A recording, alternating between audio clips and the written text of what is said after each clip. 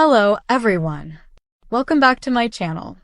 I hope everyone is having a wonderful day.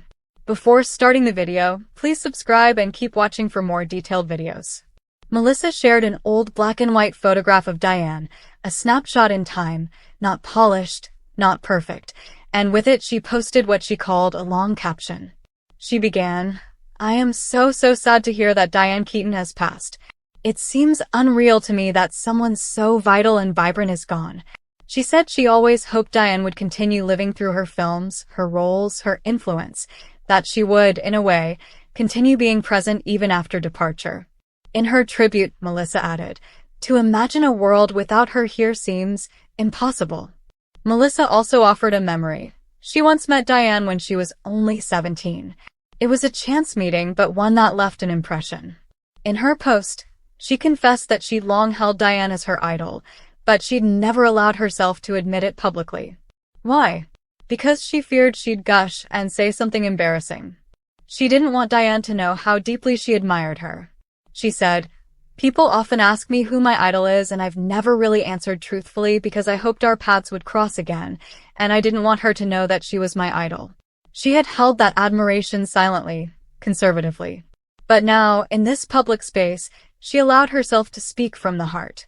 She described everything she loved: Diane's style, her versatility, her independence, her smile, all facets of a woman who commanded respect not by force but by presence.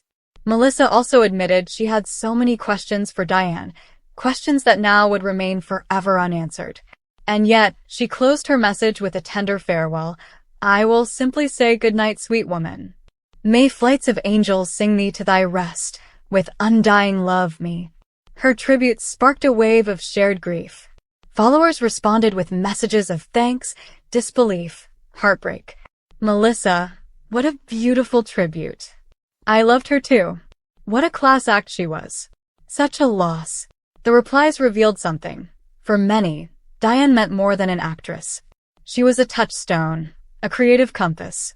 And in Melissa's tribute, they found a reflection of their own sorrow. Melissa's journey with fandom, with silence and secrecy, with quiet longing.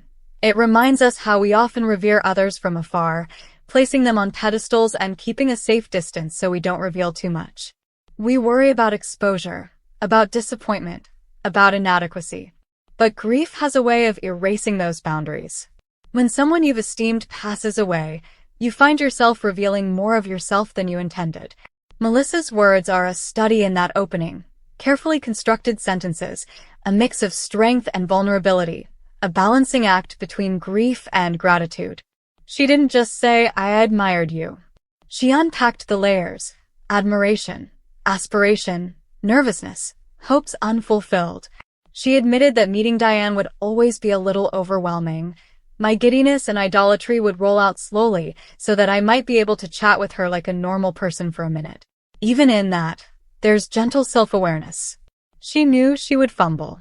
She allowed for that. It's profoundly human. There's also a lesson here about what it means to idolize someone. It's not just admiration. It's seeing a mirror, not of who you are, but who you'd like to become, who you feel safe imagining.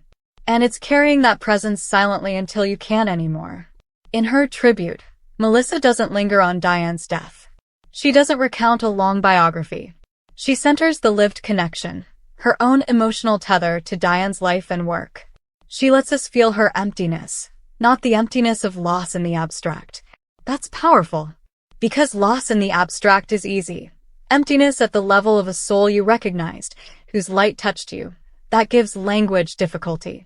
Melissa also points to legacy, the idea that Diane lives on through her work, through those she inspired.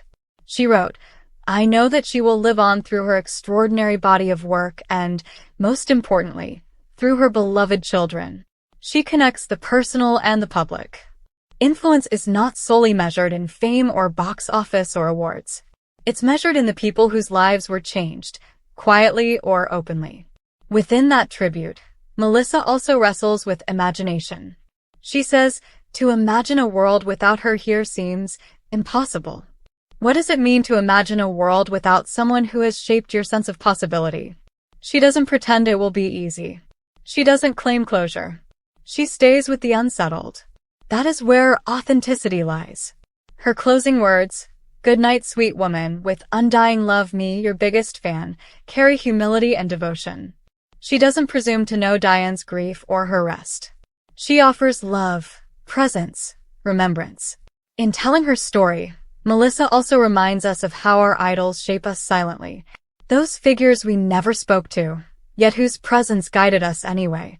And how, when they leave, we confront not only grief for them, but grief for the loss of certainty, of guidance, of an internal North Star. Melissa's tribute invites us into that tension, between silence and speech, between distance and intimacy, between grief and gratitude. It asks, how do we say goodbye to someone who inspired us without diminishing their complexity? How do we carry their memory without turning it into a simple eulogy?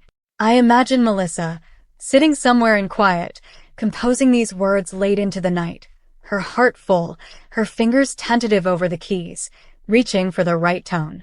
Not grand, not sensational, but true. Her words will remain on Instagram, on screens, in archives, but their real existence is emotional. The ache of absence, the glow of influence, the stubborn hope that art and memory can transcend mortality.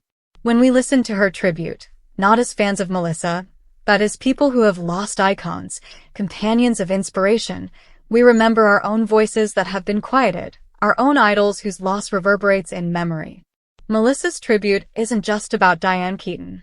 It's about the love we carry for those we never fully knew, the questions we won't ask, the admiration we held back, the courage it takes to speak out loud what felt too precious to voice. In that, it becomes universal. Because to lose a person we revered is to lose part of our own narrative anchor. We must reconstruct what the center means now. And in doing so, we find new ways to keep their light alive, in art, in memory, in our own work. Melissa's tribute is, then, an offering. A gift to Diane. A gift to anyone who ever held someone in quiet reverence. A reminder that we do not have to wait until it's too late to say something. I will end these words now with hers. Good night, sweet woman.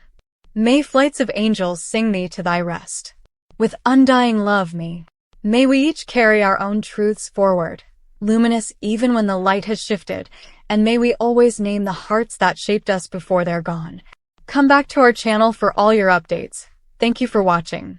Please subscribe to my channel.